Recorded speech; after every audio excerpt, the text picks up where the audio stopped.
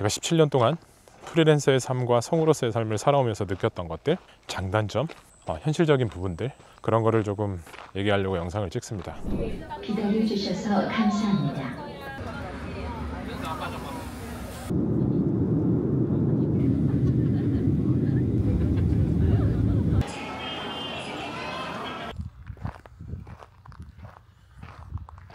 안녕하세요, 소리소원입니다.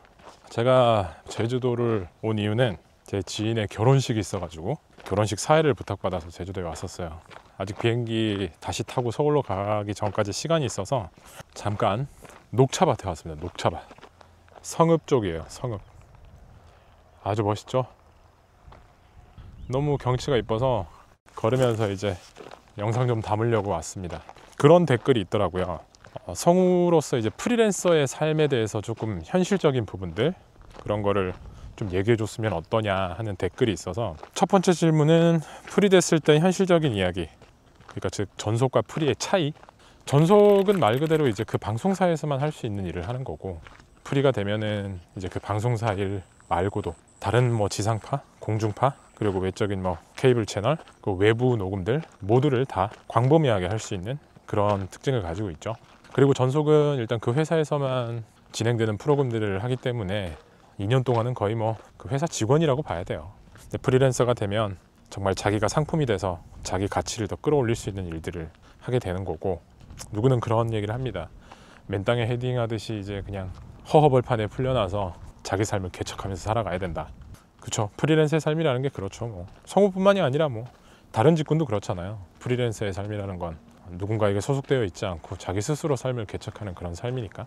일단 전속과 프리의 제일 큰 차이는 그건 것 같아요. 전속은 그 회사에서 주어진 일들, KBS 같은 경우에는 라디오 드라마, 그리고 라디오에 있는 스팟들, 특집 다큐나 그 방송에서 쓰여지는 후시 녹음들, 목소리 들어가는, 그리고 FM 라디오에서 뭐 꽁트 같은 것도 참여할 수도 있고요.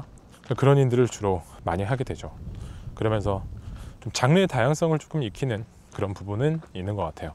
근데 프리랜서 성우가 되고 나면 이제 장르가 더 광범위해지죠.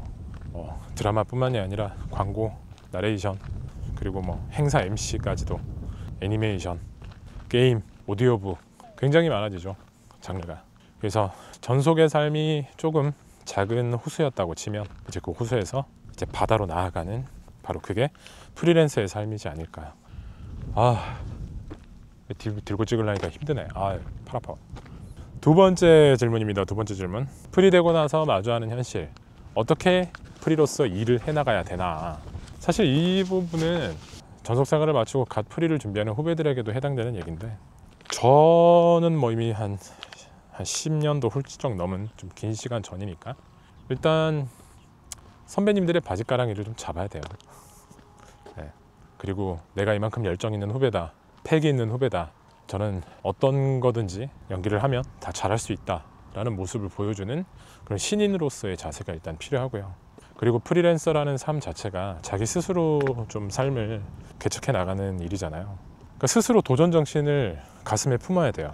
누군가가 날 찾아주겠지, 누군가가 나를 끌어주겠지, 이런 마인드를 처음부터 가지지 않고 시작하는 게 좋습니다.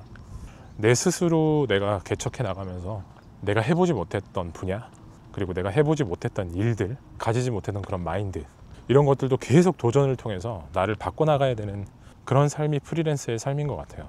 그 현실적인 삶이랑은 어떻게 보면 조금 거리가 있을 수도 있죠.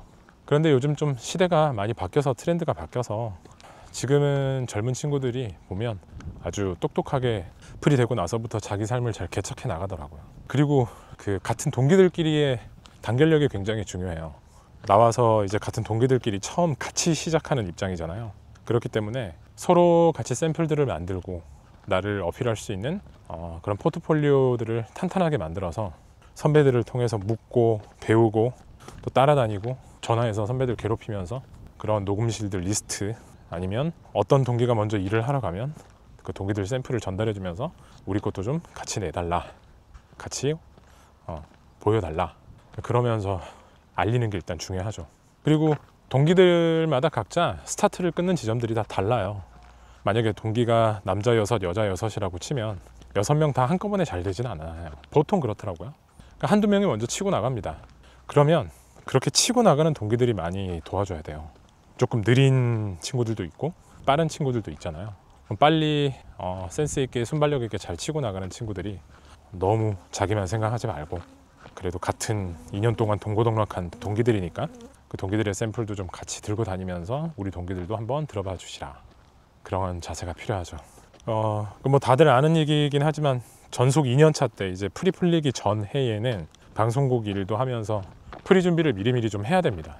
선배들한테 물어보면서 밖에 일을 하려면 요즘 트렌드가 어떤가, 어떤 느낌으로 연기해야 되나, 어떤 식의 스타일들을 좋아하고 있나, 어떤 목소리들이 시장에서 잘 먹히고 있는지, 여러 가지들 등등등 그런 부분들을 각 분야에 있는 선배들한테 좀 많이 어필해서 물어보는 게 좋아요. 선배들이라고 해서 사실 성우들이 하는 그 모든 영역의 일을 다 하고 있지는 않거든요. 제가 봤을 때 진짜 성우가 할 수 있는 그 모든 영역에 다 일을 하면서 활동하고 계시는 선배님들은 정말 소수입니다. 그래서 애니메이션, 더빙, 게임 쪽으로 많이 하시는 선배님들이 있다면 그 선배님한테 또 그쪽 분야에 대해서 물어보고, 다큐멘터리나 나레이션이나 뭐 광고 쪽으로, 낭독 쪽으로 많이 활동하고 계시는 선배님들이 있다면 또 그 선배님한테 바지가랑이 붙들고 또 이것저것 많이 물어보고, 그런 자세가 좀 필요하지 않나 라는 생각을 합니다. 저는 그 프리 처음에 됐을 때 한 2년 정도는 백수였어요. 그리고 전속 때도 거의 수당 꼴찌에 가까운 사람이었어요. 많이 붙잡았죠. 선배님들 바지가랑이 많이 붙잡고, 그리고 아무것도 모르고 성우가 된 케이스다 보니 들어와서 이제 성우의 삶을 알게 됐고, 프리 되고 나서 정말 나레이션 가르쳐 주십시오, 더빙 가르쳐 주십시오 이러면서 선배님들한테 적극적으로 좀 구애를 많이 했죠. 그리고 선배님들이 먼저 찾아서 너 뭐가 부족하니, 너 뭐 배우고 싶어, 이런 얘기 절대 먼저 하지 않아요. 열정 있는 친구들은 그런 거 따지지 말고 먼저 자기가 선배님들한테 가서 이렇게 가르쳐 달라고 하면 그걸 뭐 싫어하거나 거부하거나 그런 사람들은 전혀 없습니다.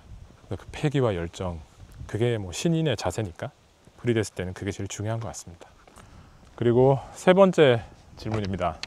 전속 때 생각했던 프리의 생각이랑 막상 프리가 돼서 이제 해보면서 느꼈던 그 차이점인데, 뭐 사실 전속 때는 이제 선배들 통해서 바깥 얘기를 많이 듣죠. 어떤 식으로 뭐가 유명해지고 있고 어떤 트렌드가 어떻게 흘러간다, 이런 얘기들을 사실 이제 선배들이 활동하는 모습들을 보면서 많이 듣는데, 이제 막상 나와서 해보면 이 프리랜서의 삶이라는 건 결국 아까도 제가 말씀드렸지만 도전하고 뭔가 나를 보여줘야 되고 날 알려야 되고 그리고 선택받아야 된단 말이죠. 근데 이제 그 선택받고 그런 삶이 좀 생각보다 자기랑 안 맞다고 느끼는 사람들이 있어요. 그런 경우에는 이제 아무래도 좀 힘들죠. 잠깐만, 길을 잘못 들어온 것 같은데? 더 가야 된다. 길을 잘못 들었네요.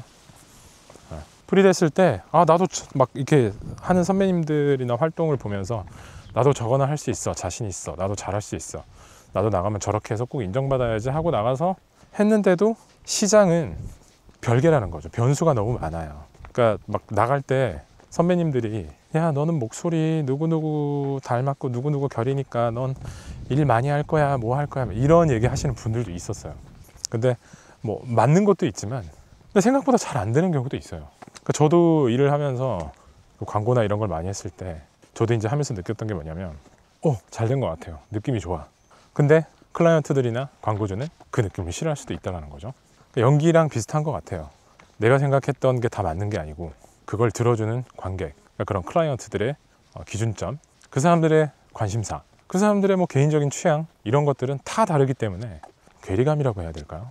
내가 생각하지도 못했던 그 시장에서의 느낌들, 그거에 적응하는데 처음엔 시간이 좀 걸렸던 것 같아요. 그러면서 이제 이 시장 전속 때랑은 정말 다르구나 라는 걸 알고 나서 시장에서 원하는 게 무엇인지를 또다시 공부를 했죠. 그리고 그거는 몸소 부딪혀가면서 다시 감각을 또 익히는 거죠. 연기를 한다는 사람들 자체가 그렇잖아요. 항상 새로움의 연속이고 내가 가지지 못했던 새로운 감각들을 다시 익히면서 또 한 단계 더 성숙해지는 그런 거니까. 그리고 그런 일적인 부분뿐만 아니라 이제 전속 때는 월급을 받고 그러니까 뭐 조금 안정적인 생활을 했더라면 프리랜서가 되고 나면 그런 안정적인 삶과는 조금 거리가 멀어지니까 말로는 들어서 머리로는 이해하고 있었지만 막상 현실에 부딪혔을 때는 이거 이제 앞으로는 어떻게 관리를 나의 재테크나 이런 돈, 현실적인 부분들을 어떻게 관리해 나가야 되나, 이런 부분들에서 오는 좀 그런 당황스러움도 좀 있었던 것 같아요. 예. 그 전속 때 생각했을 때는 되게 선배님들이 프리 생활을 하면서 이렇게 들어오시면 되게 멋있어 보이고 되게 뭔가 이렇게 돈도 잘 버실 것 같고 그런 기대감, 희망이 좀 컸죠. 근데 이제 제가 막상 나가니 물론 빨리 자리 잡는 동기들도 있었지만 조금 늦게 이제 자리 잡는 사람들도 있단 말이죠. 그러면 그런 부분에서 약간 그런 경쟁심도 생기고, 그러고 싶지 않지만 나도 모르게 시기 질투도 생기고, 그러면서 또 마인드 관리하고 날 믿으면서 계속 노력하고 때가 있겠지, 그때까지 멈춰 있지는 말자, 하나하나 또 도전해 나가자, 그러면서 나가는 것 같아요. 그리고 다음 질문은 이제 프리랜서 성우가 되고 나서 왜 바로 강사하시는 분들이 많냐, 그런 질문이 좀 있었어요. 현실적인 부분이죠. 저는 이제 강사는 하진 않았었고, 저도 이제 프리가 됐을 때 처음에는 뭐 저를 아는 시장에서 저를 알질 못하잖아요. 그래서 월세는 내야 되고 돈은 벌어야 되니 아르바이트를 해야 하나 뭐 이러다가, 근데 아르바이트를 해서는 뭔가 또 나의 이 연습이라든지 성우로서의 준비가 안 될 것 같은 거예요. 프리랜서 성우로서의 준비가. 그래서 그때 당시에는 저희 동기들이 시각장애인 분들을 하는 이제 화면 해설 프로그램이 있었어요. 거기 이제 가서 화면 해설을 정말 많이 하면서 나레이션 연습을 한다, 낭독 연습을 한다라고 생각을 했죠. 그러면서 약간 봉사비죠. 적은 금액을 받지만 그래도 다행히 그게 저에게는 좀 보탬이 됐었고, 그 외에 사실 저는 제가 이제 연기과 출신이다 보니까 저는 기업 연극도 하면서 뭐 그랬어요. 돈도 벌고 간간히 알바도 하고, 왜냐면 연기의 감은 잃고 싶지 않았거든요. 그러다가 이제 우연찮게 시장에서 저를 알아봐주면서 일을 한 케이스였고, 근데 요즘 후배들 같은 경우에는 이제 좀 더 현실적이잖아요. 실용적이고. 그러다 보니 일단 나와서 고정적이고 좀 안정적인 무언가의 자산이 될 수 있는 것들은 만들어 놔야 되고, 그리고 이제 트렌드가 바뀌었죠. 저희 때는 뭐 그 프리 되자마자 가르치면 선배님들이 너가 연기를 뭘 한다고 가르치냐, 한 10년은 프리 생활해야 연기자로서의 무르익는데 한창 배워야 될 때 네가 뭘 가르치냐 이랬지만, 사실 지금은 뭐 그런 부분에 있어서 뭐가 맞다 뭐가 틀리다라고 얘기할 수는 없는 것 같아요. 나가서 강사를 하더라도 자기가 그만큼 정말 그냥 돈 벌어야지, 어떻게든 돈 버는 구다리는 만들어 놔야지, 그렇게 돈만 생각하고 가르치는 그런 마인드가 아니라, 성우 공부를 5년 동안 10년 동안 열심히 진짜 노력해서 연기를 공부해가지고 성우가 됐는데, 그 오래 배웠던 나의 노하우를 정말 고생하는 그런 지망생들한테 내가 조금이라도 힘이 되어줘야지, 그리고 연기를 정말 내가 이때까지 배워왔던 것 제대로 도움이 될 수 있게 알려줘야지, 그런 마인드라면 사실 좋은 강사가 충분히 될 수 있겠죠. 그러니까 너무 돈을 벌기 위한 강사가 아니라 성우를 준비하는 그런 지망생분들, 그리고 연기를 배우고 싶어하는 그런 분들을 위해 바른 마음을 가지고 강의를 하면 훨씬 더 좋은 강사가 되지 않을까 싶어요. 뭐 강사하는 건 나쁜 건 아닙니다. 충분히 할 수 있죠. 근데 이제 어떤 마음을 가지고 강사를 하느냐, 그리고 전 필요하다고 봐요. 요즘 월세 얼마나 올랐습니까? 너무 비싸요. 그 월세와 성우분들 중에는 지방에서 이렇게 합격해서 서울에서 자취를 해야 되는 분들도 많단 말이죠. 월세가 얼마나 비싸요. 필요하죠. 학원 운영하시는 그런 성우 선배님들 계시다면 이렇게 힘든 후배들 좀 강사로 좀 써주시면 좋은 거죠. 그리고 충분히 그 강사 활동하면서 자기 역량을 키워나갈 수 있기 때문에 트렌드도 바뀌었고, 저는 똘똘하고 현명한 그런 친구들이 아닌가라는 생각을 합니다. 대신에 바른 마음으로 해야죠. 바른 마음으로. 하늘이 진짜 아름답습니다. 이게 지금 다 녹차예요. 녹차. 너무 예쁘지 않아요? 너무 예쁘죠? 10월의 제주는 이렇게 아름답습니다.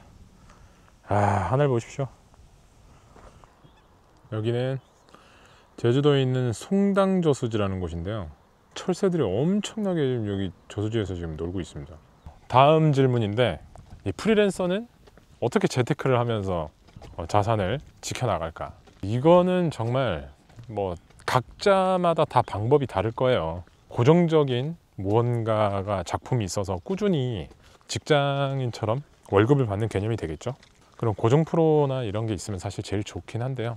그게 없는 경우도 있어요. 그래서 단발성인 일을 대부분 많이 합니다. 그러면 그런 단발성 일들은 바로바로 입금되는 경우가 좀 드물어요.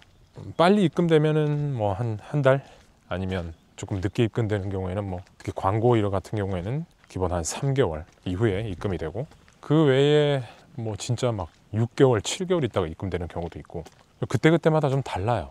그런 출연료 입금되는 게. 그래서 선배님이 알려주셨죠. 저희 직속 선배님이 내가 그 달에 뭐 예를 들어 1,000만 원 가까이 되는 소득을 올리는 그런 녹음을 일을 했다. 그러면 그 달에 1,000만 원을 번 게 아니고 그 전에 녹음했던 것들이 계속 쌓여서 그 달마다 이제 입금이 되기 시작하거든요. 그러면 나는 그 달에 1,000만 원을 녹음을 했지만 그 달에 입금된 금액이 400이다. 그러면 그냥 너는 그 달에 400을 벌었다 생각하고 재테크를 해야 된다. 근데 그 다음 달에 뭐 한 600이 들어왔다. 그러면 그만큼 또 600에 대한 재테크를 저축을 하고 돈을 굴리는 거고.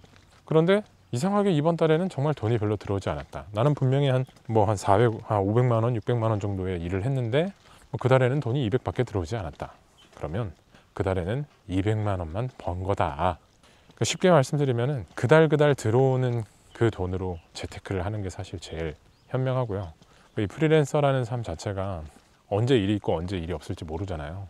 미리미리 저축을 하고 그 돈을 뭐 좋은 그 ETF나 주식 종목이나 아니면 미국 주식이나 여유가 된다면 그런 곳에 좀 투자를 해서 꾸준히 좀 배당금을 받던지 자산을 불려나가는 그런 것도 하나의 방법이 될 수 있습니다. 그러니까 프리랜서는 재테크가 좀 누가 알려주질 않아요. 자기 스스로 공부도 해야 되고 할 게 많죠. 연기 공부도 해야 되고 재테크 공부도 해야 되고. 근데 그게 맞는 것 같아요. 제가 생각해도 그때그때마다 스스로. 잠깐만요. 신발끈이 풀려가지고. 야, 이런 데가 있는지 몰랐네요. 운전하고 지나가다가 우연찮게 들렀는데 되게 멋있네. 근데 사람의 마음이라는 게 항상 쪼들리고 고생하다가 갑자기 큰 돈을 만지게 되거나 돈을 좀 벌게 되면 쓰게 되거든요. 사고 싶은 거 사고 싶고, 그 SNS 같은 데 보면 친구들 다 해외여행 가면 나도 해외여행 가고 싶고, 좋은 차 몰면 나도 좋은 차 타고 싶고. 그런데 그런 걸 좀 잘 이겨내고 관리하는 게 또 하나의 방법인 것 같아요. 가고 싶지만 한 3번 갈까 1번 가고, 먹고 싶지만 한 5번 먹을까 1번 먹고, 그런 것들. 그게 뭐 절약 아니겠습니까? 어릴 때는 부모님이 이렇게 관리해 주시고 용돈 받으면 용돈도 차곡차곡 저축해서 이렇게 부모님이 해주시지만, 성인이 돼서 프리랜서나 뭐 이렇게 삶을 살면 자기 스스로 해야 되잖아요. 그러니까 그런 욕망에서 이겨내는 게 좋은 것 같아요. 어차피 이제 혼자일 때의 삶과 결혼해서 이제 내가 먹여 살려야 되는 자식, 아이들이 생기면 또 달라져요. 너무 서두가 길었지만 제일 중요한 건 그겁니다. 그 달 들어오는 돈이 내가 번 돈이다. 그 달에 내가 한 일이 1,000만 원이 됐던, 2,000만 원이 됐던, 400이 됐던, 그 달에 150만 원만 들어왔으면 나는 그 달에 150만 원만 번 성우다. 아마 그 마인드로 조금 재테크를 하면은 프리랜서의 삶에서 좀 더 절약도 할 수 있고 훗날 윤택한 삶을 살아갈 수 있지 않을까, 제 생각입니다. 예. 틀렸을 수도 있어요. 다음 질문은 이제 프리랜서 삶의 장단점에 대해서 물어보셨는데, 근데 이제 프리랜서의 삶에서 장점이라고 한다면 좀 모든 분들이 알듯이 좀 자유롭다는 거, 그리고 시간을 내가 알아서 활용할 수 있다는 거, 좀 더 좋게 말하면 내 인생을 내가 설계해 나갈 수 있다는 거, 그런 게 이제 좀 장점이 될 수 있겠죠. 하지만 장점인 반면에 또 단점이 있죠. 고정적인 그런 일보다는 아무래도 걱정과 불안이 좀 많죠. 그리고 그런 걱정, 불안이 오랜 시간 동안 지속되면 그런 걸로 인해서 때로는 자존감이 낮아지기도 하고 삶에 대한 좀 부정적인 생각도 생기기도 하고. 그래서 아까 저 처음부터 뭐 말씀드렸지만 프리랜서라는 삶 자체가 언제나 도전하고 맞닥뜨리고 새로움을 향해 나아가고 그런 직업이다 보니 마인드 관리가 굉장히 중요합니다. 젊었을 때는 또 잘 몰라요. 근데 이제 나이가 들다 보면은 그런 부분에 있어서 굉장히 큰 두려움들이 찾아오기도 하고 뭔가 책임감도 커지고 강박도 생기는데, 그래서 그럴 때마다 보통 마인드 컨트롤 하는 연습들을 많이 해요. 여행을 하거나 아니면 지금까지 내가 살아온 내 인생의 지도를 쫙 펼쳐놓고 앞으로는 내가 다시 어떻게 삶을 설계해 나가야 되는지부터 시작해서 명상을 하거나 기도를 하거나 아니면 정말 내가 믿는 친구, 내가 의지할 수 있는 그런 스승 같은 존재들을 만나면서 내 마음을 갈고 닦고. 이게 프리랜서라는 삶 자체가 사실 자칫 잘못하면 비교를 많이 하면서 살게 돼요. 경쟁심도 세고 막 이러니까. 근데 비교하는 삶을 조금 내려놔야 되는 게 되게 좋은 것 같아요. 배우들도 그렇고 뭐 이쪽 예술계통, 문화예술계통 직업들은 다 그렇잖아요. 어느 누군가는 대스타가 될 수도 있고 또 어느 누군가는 뭐 그렇게 못 될 수도 있는 거고. 하지만 그게 못 됐다고 해서 너무 내 자신을 학대하거나 내 자신에게 뭔가 자존감이 떨어지는 그런 부정적인 생각들을 계속 한다거나 그런 것들이 오히려 프리랜서의 삶을 더 힘들게 만드는 것 같아요. 하지만 프리랜서의 삶이 진짜 좋아요. 저는 지금 17년째 프리랜서의 삶을 살고 있는데 매번 그렇게 생각해요. 어차피 한 번 태어나서 한 번 사는 인생, 도전하는 인생이고 힘든 거 당연한 거고 고통스러운 거 당연한 거고, 하지만 남들이 겪어보지 않은 그런 고통, 힘듦, 그런 것들을 훨씬 더 많이 내가 겪어보고 도전하기 때문에 또 그만큼 나는 성숙하고 그만큼 나는 깊어지고 그만큼 나는 뭔가 멋진 사람이 된다라는 그런 긍정적인 사고, 그런 마인드만 좀 더 탄탄하게 가지고 있으면 두려움도 좀 없어지고 불안하지도 않을 것이고, 그리고 오롯이 더 내 삶을 즐기면서 내 삶을 더 사랑하면서 그렇게 살게 되지 않을까라는 생각을 좀 하죠. 저 철새들처럼 말이에요. 저기 지금 저수지에 많은 새들, 저 새들도 결국 다 프리랜서 아니겠습니까? 프리랜서. 각자의 삶이 있고 또 각자가 가야 될 길이 있을 거예요. 똑같이 뭐 항상 무언가를 하지 않을 거란 말이죠. 처음엔 힘들 거예요, 프리랜서의 삶이. 근데 받아들이고 적응하고 사랑하다 보면 어느새 더 단단해진, 그 어떤 것보다 더 단단해진 그런 삶을 살게 되지 않을까. 내 삶을 내가 스스로 개척해 나간다 라는 장점이 있는 반면에, 단점은 게으르면 안 된다. 항상 나를 돌아봐야 되고 항상 나를 점검해야 되고 그 어떤 것보다, 그 어떤 존재보다 나를 더 사랑해야 된다라는 그런 강한 신념, 그런 게 없으면 불안하고 두렵다. 이제 마지막 질문인데요. 17년간 살아온 이 프리랜서의 삶, 제 삶에 대한 얘기인 것 같아요. 제가 17년이 된지 돌이켜보니까 참 놀라운데 언제 17년이 됐나. 근데 한 번쯤은 그런 생각은 들어요. 다른 삶은 어떨까? 과연 안정적인 삶이라는 게 존재할까? 프리랜서의 삶이 아니더라도, 회사를 다니더라도 안정적인 삶이라는 게 존재할까? 뭐 금전적으로는 좀 안정적일 수 있겠지만 그런 마음이나 신념, 마인드, 그런 불안, 두려움에서는 어떤 직군을 가지고 있던지 간에 아마 다 불안할걸요. 프리랜서라고 해서 꼭 불안한 게 아니라. 그리고 요즘은 정년이라는 것도 더 짧아졌고, 저는 크게 후회해 본 적이 없는 것 같아요. 물론 감사하게도 성우로서 일도 했고, 그리고 성우로서 일한 걸로 결혼도 했고, 제가 사랑하는 아이들도 태어났고, 행복한 가정이라는 것도 이뤘고, 하지만 뭐든지 영원한 게 없듯이 아빠로서 아이들을 키워나가야 되는 그런 책임감과 강박은 있지만 계속 도전하는 거죠. 도전하고 또 알아가고 배우고. 개개인들마다 달라요. 프리랜서도 잘 돼서 돈을 많이 버는 그런 사람도 있는 반면에 생각보다 많이 벌지도 못하고 좀 현실에서 좀 팍팍하게 살아가는 사람들도 있고, 그래서 때로는 한탄하게 되는 순간도 오는데, 17년 정도 프리랜서의 삶을 살면서 저는 그런 순간도 있었죠, 당연히. 근데 다 이겨냈어요. 지금도 이겨내고 있고 이겨내려고 하고. 돌이켜보면 제 삶은 그거였던 것 같습니다. 항상 도전이었고 최대한 긍정적으로 생각하면서 받아들이자. 그리고 넌 할 수 있다. 넌 지금도 해나가고 있다. 그 누구보다 나를 믿어라. 그 마음으로 지금까지 살아온 것 같아요. 앞으로는 또 어떻게 바뀔지 모르겠지만 아마 앞으로도 그럴 것 같습니다. 어떤 힘든 순간이 찾아와도 포기하지 말고 날 믿어라. 눈만 번쩍 뜨고 정신만 바짝 차리면 어떤 순간이 와도 결국은 다 지나간다. 이 또한 지나가리라. 그래서 무서의 뿔처럼 묵묵히 혼자서 나아가라. 그런 마인드로 지금까지 살아온 것 같아요. 이 소리소원이라는 컨텐츠는 구독자는 아직 많지는 않지만 그래도 봐주시는 분들이 좀 계시더라고요. 연기를 좀 좋아하고 성우라는 연기자에게 도전해보고 싶고, 혹은 꼭 성우가 아니어도 배우나 같은 연기자이기 때문에 결은 비슷하거든요. 연기를 좀 잘해보고 싶고 연기를 사랑하고, 그런 분들한테 조금이나마 도움이 될 수 있는, 제가 지금껏 이렇게 도전하고 새로운 삶을, 프리랜서로서의 삶을 살아오면서 느꼈던 거를 같이 좀 공유하려고 합니다. 여러분들이 보시고 또 이것 말고도 궁금한 사항이나 이런 것들 댓글 주시면 언제든지 제가 컨텐츠로 만들어서 영상 찍어서 올릴 테니까요. 많이들 좀 사랑해 주시고 구독, 좋아요 해주셨으면 좋겠습니다. 저는 이제 좀 있으면 비행기 타고 서울 올라가야 돼요. 이제 공항 가기 전에 여기 저수지를 마지막으로 콧바람 좀 쐬고 저는 가겠습니다. 10월의 제주는 참 아름답습니다. 그죠? 모두들 행복하시고 사랑하세요.